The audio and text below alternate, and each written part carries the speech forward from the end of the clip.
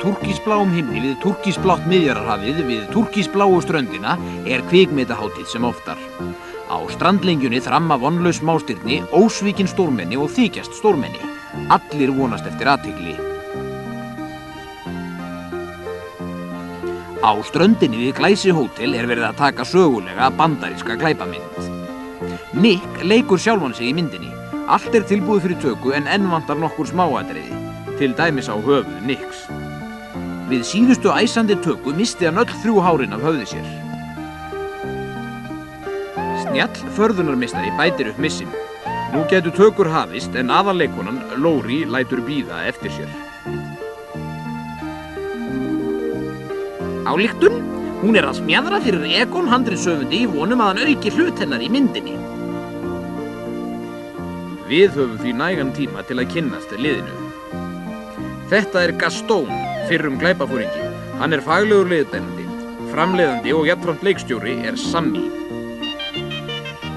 Hægri hönd hans er skriftan Heiða, sem greiðir úr hverjum vanda. Og hér er fyrrverandi meistaraþjófurinn Benvenuto sem sannar handlagni sína á sviði kvikmyndalistarinnar. Farðarinn leggur síðustu hönd á útlit Nicks. Hann sér þess vegna ekki að hérna uppi er eitthvað undarlegt á seiði. Hvar er Laurie? Þá fær Sammy hugmynd í kollinn og í orðsins fyllstu merkingu. Sogör sem flytur fréttir. Skilaboðin eru skýr. Bíðið ekki lengur eftir Laurie. Útvegið lausnargjald. Við höfum samband.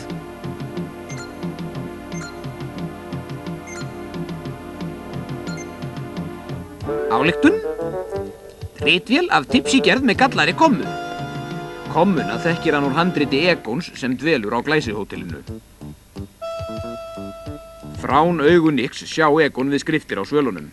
En hvað sér hann líka? Ókunnur kraftakarl er að pakka Egoni saman. Eða þannig. Tími til kominn fyrir Nick að láta til skarar skríða.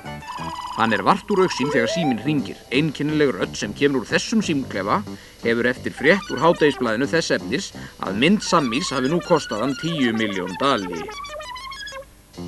100.000 dala lausnargjald fyrir stjörnuna Laurie getur því vart þótt mikið.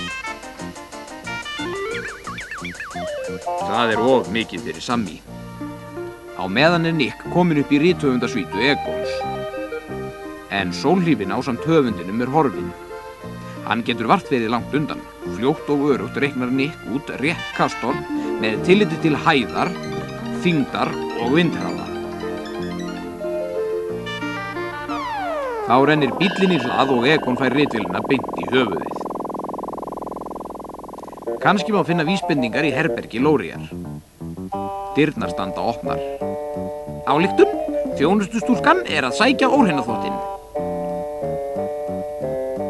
Hann uppgötar nokkuð athyglisvert á teppinu. En hann hefði frekar átt að líta í spegilinn því eitthvað er gruggugt af hurðarbæki. Tæknilegt kjaftshögg. Stjörnur syndra en svo verður allt svart. Niður á strönd vaknar Sammy loks til lífsins en er allt annað en lífsglaður. Þá hringir síminn aftur. Sammy ætti að flýta sér að sækja lausnarféð því að á mínútunni 4 loka bankarnir. Hvar er Nick? Hann er á ferðinni. Í bíl hótelþvottahússins. Hann er meðvitundarlaus og vel reifaður í þvottapoka. En nú rankar hann við sér. Lítur hlessa upp úr pokanum og hugsar með sér. Hvar er ég? Einstaklega glæsilegt fall. Þvottahúsbíllinn er horfinn og hvað sér Nick nú út á hafinu? Þessa snekkju við akkeri ásamt áhugaverðu smáatriði. Nick lítur í boga yfir til snekkjunar. Þarna liggur sólhlífin sem Egon var numinn á brotti. Og liggur Laurie þarna? Nei, Nick ályktar. Hér vantar nokkra millimetra. Nick ætlar sér út á snekkjuna, en það krefst undirbúnings. Við skulum því yfirgefa hann og víkja athyglinni nokkur 100 metra til baðstrandarinnar við Glæsihótelið. Kvikmyndaliðið er á braut og kvikmyndaframleiðandinn Sammy er á leið í bankann til að sækja lausnargjaldið. Hann lætur Heiðu fá 100.000 dali. Hún á að fara með peningana í látlausri baðtösku á hótelið.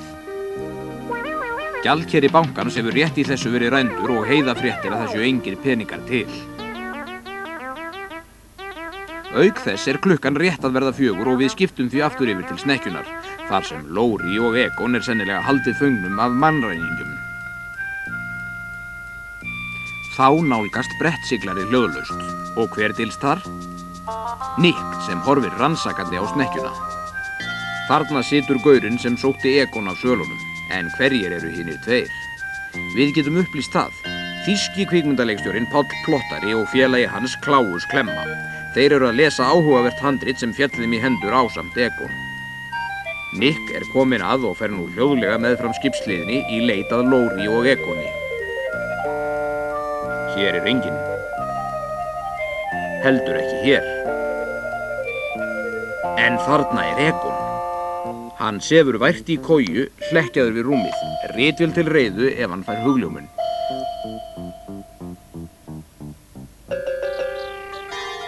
Járnbiti skellur á Egon. Og nú fær Nick snjalla hugmynd. Hann veit hvernig hann getur slegið þremenningana út í einu höggi. Nick með nokkrar púðurkellingar í vasanum fyrir smá sprell. Þennan járnbita ætlar hann að færa sér í net. Þrefalt rothögg. Þetta eru 2 lærlingar sem ætla sér að verða kvikmyndaleikstjórar. Þeir eru öllu vanir. Nick leitar að Lóri. Hún ekki hérna uppi, kannski niður í káetu. Nick ber fyrst kurteislega að dyrum. Ekkert svar. Fyrir innan enginn. Heldur ekki á móti.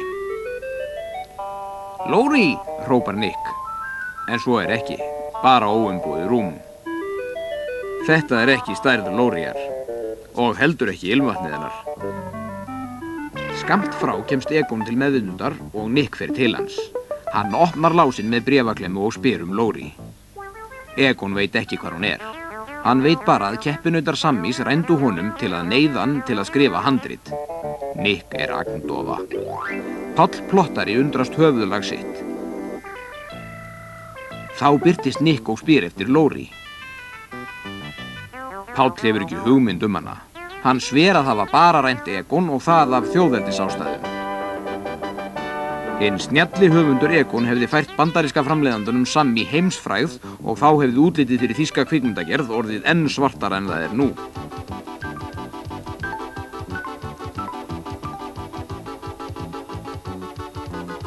Af reynslu veit Nick að afbrot eru afsakanleg ef þau eru framin í þjóðarhag. Hann hefur lokið erindi sínu, á meðan Nick skilar seglbrettinu skreppum við á hótel. Sammy og Heiða voru að koma peningalaus úr bankanum. Dyravörðurinn var beðinn fyrir myndband til hans. Þessi uppáþrengjandi kvensa bíður Sammys. Hún hefur haft veður af hvarfi Lóriar og býðst til að koma í hennar stað. Sammy flýr inn í lyftuna. Hann veit ekki enn að Egon hefur einnig verið rænt. Egon laumast frá borði. Hann ætlar að freista þess að komast aftur til Sammys. Flótta hans verður fljótt vart og eftirför hefst. Egon sér að þeir eru á hælum hans. Hann kafar. Báturinn þeysist framhjá og við sjáum dæmi vel heppnaðar dragnótaveiðar. Á meðan hefur Sammy sett myndbandið af stað og sér Lóri. Hún segir að sér líði bærilega og nú sé beðið eftir lausnargjaldinu. Þarna kemur Nick. Hann horfir spenntur á skjáinn og heyrir Lóri segja á sannfærandi hátt að hún sé heil á húfi. Nick stöðvar myndina til að kanna áhugavert smáatriði. Þessi pálmatré. En hvað þetta? Farðarinn að farða skriftuna Heiðu. Hún ætlar að taka að sér hlutverk Lóriar. Þó að þannig sé hægt að spara lausnargjaldið ætlar Nick sér að finna hina sönnu Lóri. Hann leitar í minni sér. Hvar hefur hann séð þessa pálma? Honum verður það allt í einu ljóst í garðinum við hús Carmenar del Pesetas og þarna eru þeir. Þegar húmar að kveldi villa Carmenar uppljómuð. Carmen er að hringja til Sammys vegna lausnargjaldsins. Sammy segist ekki borga krónu, ræningjarnir megi halda Lori. Og hverjir eru mannræningjarnir sem sitja nú daprir í stástofu Carmenar? Lori sjálf, Carmen og Benvenuto. Þá gargar Carmen. Hver hefur sett pálmatré fyrir dyrnar? Þetta er Nick. Hann hefur flett ofan á glæpnum.